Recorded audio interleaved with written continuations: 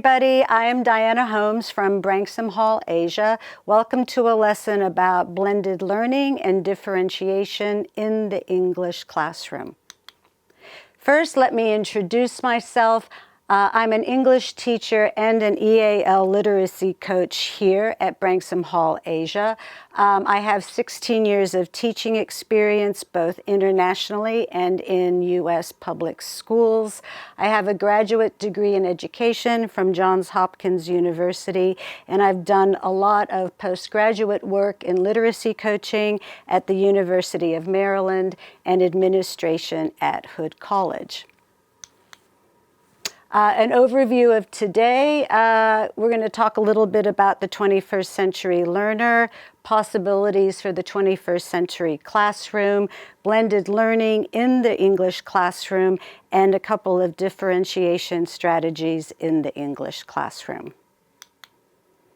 So, this is what a traditional English classroom looks like. It's the kind of English classroom I had when I was at school, and also probably for my first 10 years of teaching, it's the kind of English classroom I set up. You'll notice it's very teacher-centered. Students sit in rows. The teacher is the focus of the classroom. The other aspect of traditional English classrooms is every student reads the same book at the same pace. But we know that one size doesn't fit all, and a very important part about you becoming a teacher in the 21st century is learning how to meet all your students' needs. So, we're preparing our students for the 21st century, and they have to have very specific skills. They have to have creativity. They have to be effective communicators. They have to have critical thinking and creative problem-solving skills. They have to know how to collaborate. They have to have the capacity to innovate, and they have to have technological agility. So this means the learners in our classrooms today, they need a teacher who is an expert and a facilitator. They need choice. They need to have personalized learning. They need to have many, many collaboration opportunities. And they need a lot of experience communicating to an authentic audience. So how do we move from this, the teacher-centered classroom, to this, the student-centered classroom? Well, the first step you can take is blended learning. Obviously, if you're taking this course, you are experiencing blended learning. How do we make this happen in our middle and high schools? First of all, there are two really important components of blended learning. You're experiencing this one now. You're learning at least in part through online learning. The more powerful part of blended learning, however, comes through here. Students have a degree of control over time, place, path, and the pace at which they learn. So, how do we do this in our classrooms? How can we bring it in with the resources that we have? One model that has been very successful in my classrooms is what is called the station rotation model. This is one variety of it. If you look online, there's 5 or 6 models of this kind of learning. There are really significant parts of how you set up your classroom. You would open up with a whole group mini lesson. Students would then move as groups between stations. One station is online learning, one station is independent reading, the third station is collaboration with peers, and there's also a fourth possible station where the teacher can work one-on-one with a student or with a group of students. At the end of the learning cycle, what happens is that you come back together as a whole group for another activity. Timing. I'll talk about this first because it will help make more sense. If you have a 45-minute class, you can stretch this over 2 or 3 days. If you have a 90-minute class, you can use this model and stretch it over 1 or 2 days. And if you're working on a big project, you could actually stretch it over 1 week. You could do this on Monday, these things on Tuesday, Wednesday, Thursday, and then have your wrap up on Friday. That could be actually writing a paper, it could be a Socratic seminar, it could be small group discussions, but it would be the culmination of all the work students did here. So I'll go through each piece and explain how I have this model working in my classroom. When you start your learning cycle, you should do a whole group activity. This could be focused on unit content. You could watch a short, engaging video, for example. You could show an image and go through the what do I see, what do I think, what do I wonder routine with students, or they could simply do a quick write to activate their background knowledge. It's also an opportunity to teach or preview or review a unit skill. You might show them a new technology tool that they'll be using. You might show them research sources that you expect them to use. It's a great place to have mini lessons on strategies. These could be collaboration strategies, a reading strategy, or a writing strategy. Especially with older students and for longer learning cycles, goal setting is a very important thing to do at the beginning of the learning cycle. So students can plan out what they will be doing every day, and then at the end of the day, reflecting on did they meet their goals. So the first station in rotation is screen time. Students could be involved in a variety of activities. They could be doing research.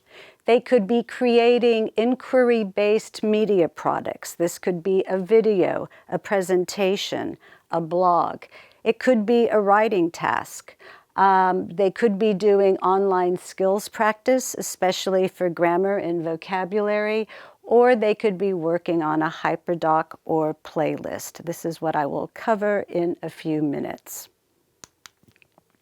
Station 2 is independent reading. This really depends on how your reading program in your English classroom is set up. But students do read independently.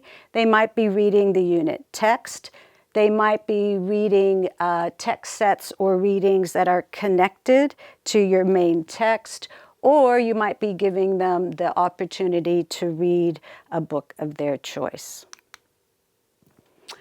Station 3, collaboration.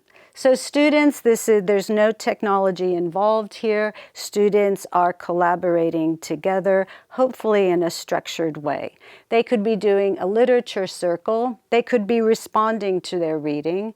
It could be a pre-writing discussion. They could be evaluating evidence they find in a text.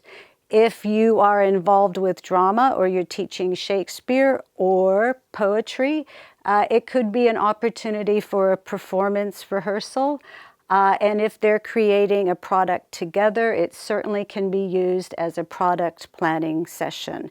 For you as the teacher, this is a really important part for you to be monitoring what's going on. It's a great place to be gathering informal and formal data on their collaboration skills. You can work as a coach or even just an observer to make sure that their conversations are productive.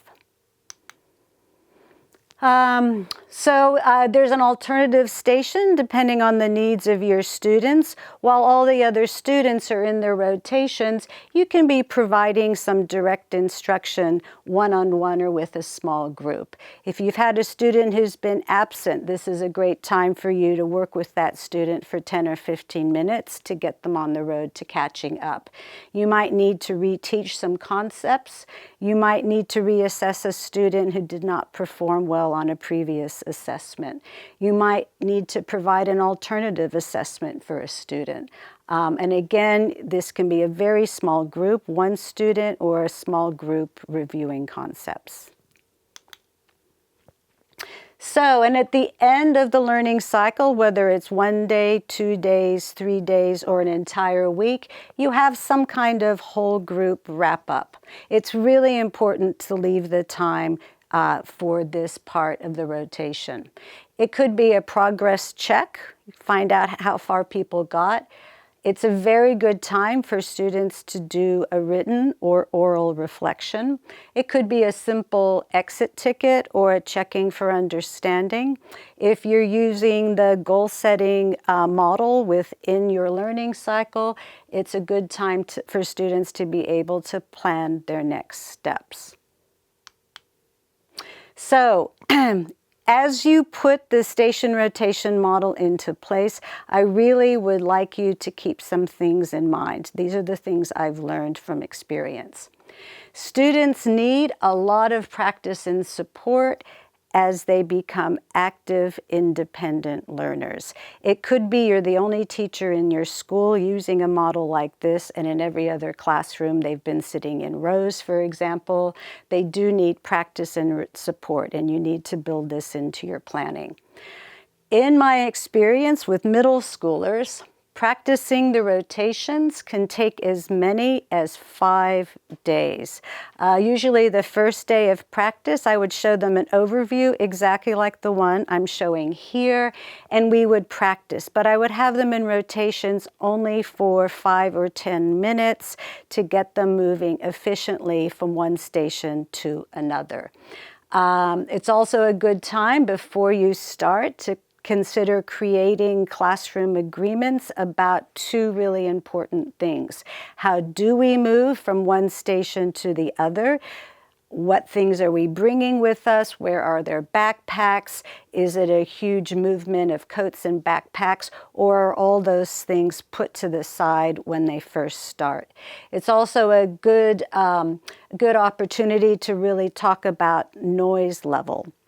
I've had classes as small as 15 students and as large as 35 students. What's been really useful is that we have a class set of earphones, or students bring their own. They'll need these earphones for the online learning segment. Also, the independent readers tend to use them to cut down on the noise level. But the group that's in collaboration has to learn to collaborate at a noise level that won't affect the other learners.